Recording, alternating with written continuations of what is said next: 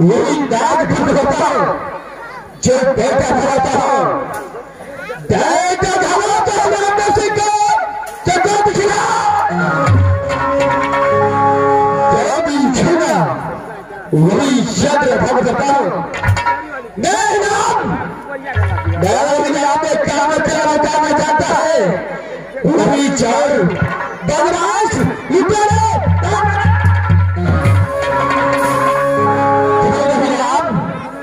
नाम नमस्ती करता है ये नाम नमस्ती को नाम सुनता है तो पेट का पानी होने के लिए जब माता दबो गले धरती माता दबो गले जब बच्चे रहता है अपनी बात गोद में जब बच्चे की मां बोलता है बेटा छत जाओ ना तो नाम नमस्ती को कानक को जवाब देगा तो कदापि जिंदा बच नहीं सकता है। बच्चे अपनी मां की आंचलों में छिप जाते हैं और बच्चे के साथ साथ उसका नाम है जिस तरीके से दामन तकलीफ करता है वैसे दामन नमस्ती करता है। इस बात जब ये दामन नमस्ती अपना दाम करता है तो ना कोई फाजी ना तो पता इस बात आज लगाता है तेरा रवाल का अब हाथ आगे कुत्ते करने के बाद मेरे बातें बढ़ाना तो छठी रात का जितना दबाया तो मेरा नाम सबसे पहले तारा लाल बनाता हूं इसका आज देखा जाएगा तारा लाल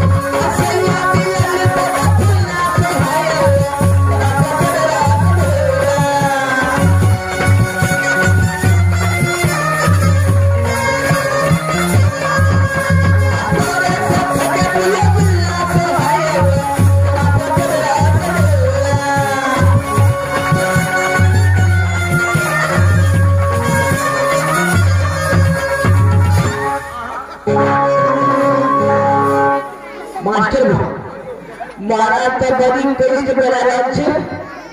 हम तो बोला वो पाछे जाय छे अब जाकर देखे छे महाराज की कही छे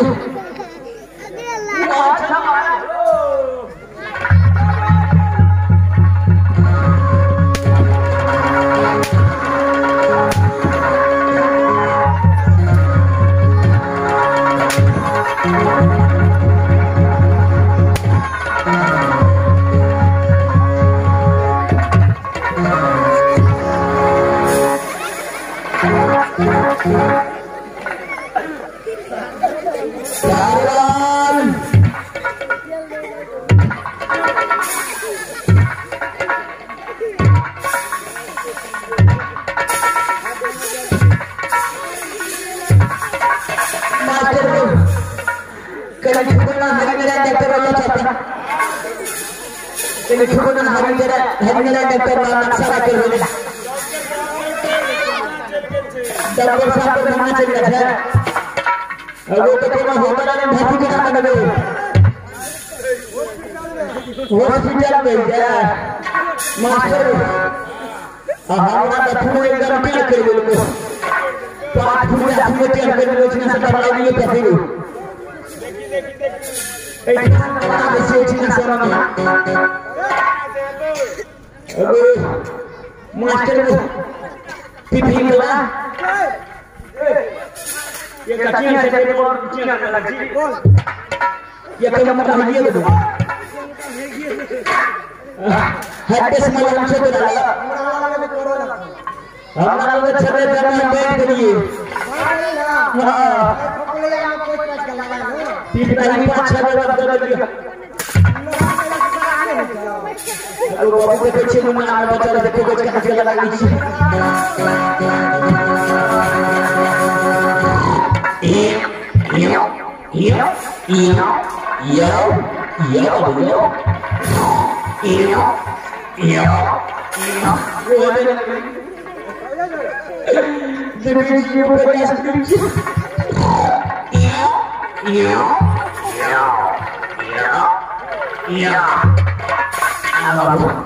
मास्टर 50,000 में करो देखे छे से ठीक हो कि नहीं छे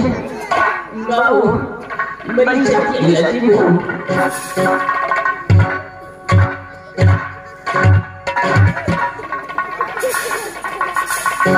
मास्टर हां बाबू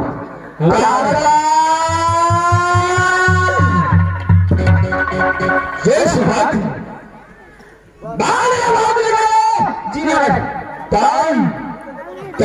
छोड़ बेटा महाराज नेपाल चले गए क्या में भाग गया था और किसने ठाके किया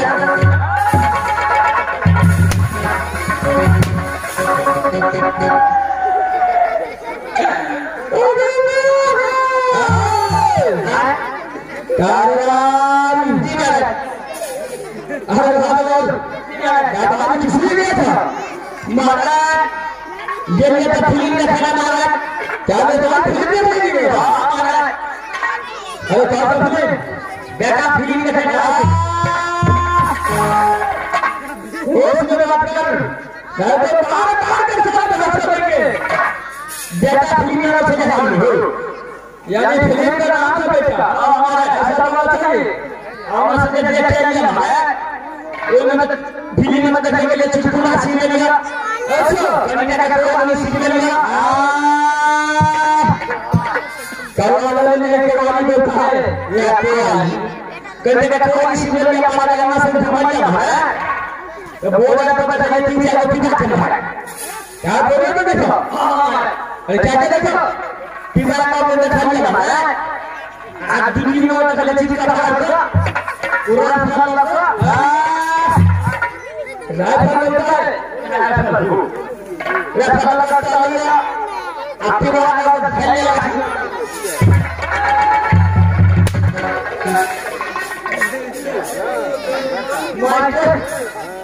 मास्टर सब तीनों वाले चलो दूसरे जगह का पकड़ा वो चलो ध्यान से चले बैठ के चले अगर तेरी बाबू अरे भान खोते तो ही चूड़ा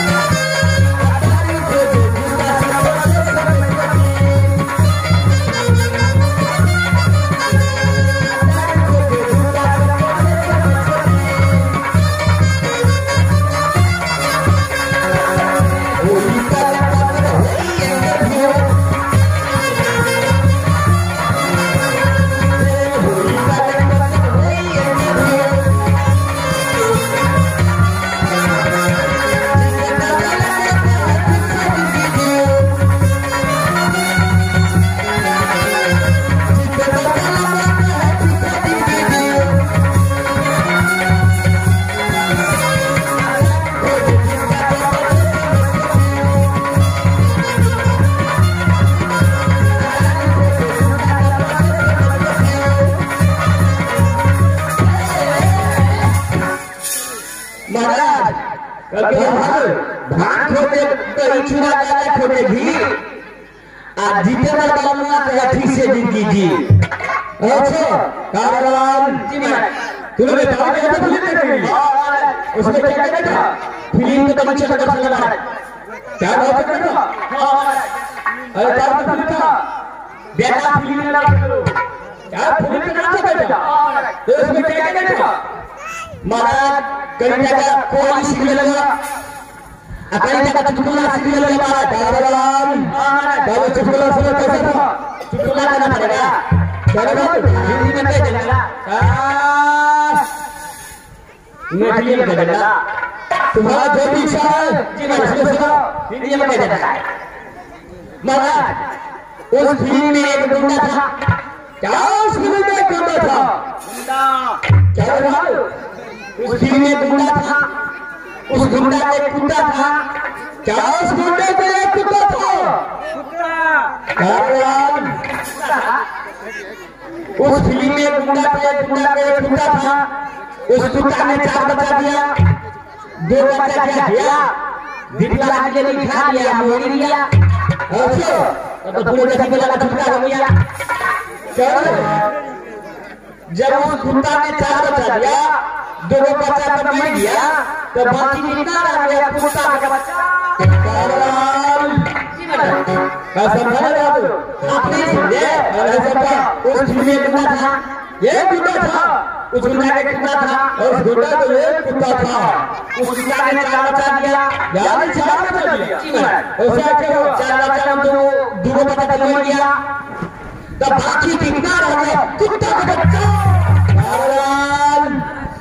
अरे किसी का हाल नहीं किसी का कहा बाकी कितना बच्चा कुत्ते का बच्चा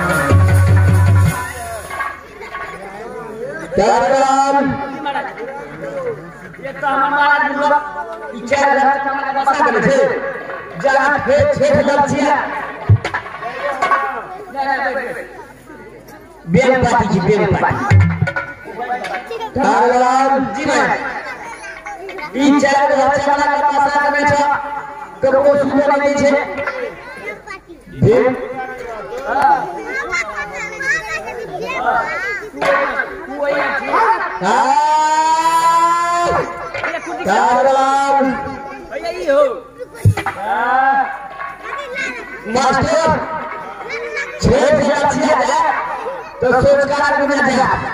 में सब सुनिए करके किसी मतलब सोच कर हाथ में बड़ा का ढोल हाथ में का ढोल लगा छाता डंडा के लाठी बना अब बड़ा के पीने के रास्ता में हाथ पर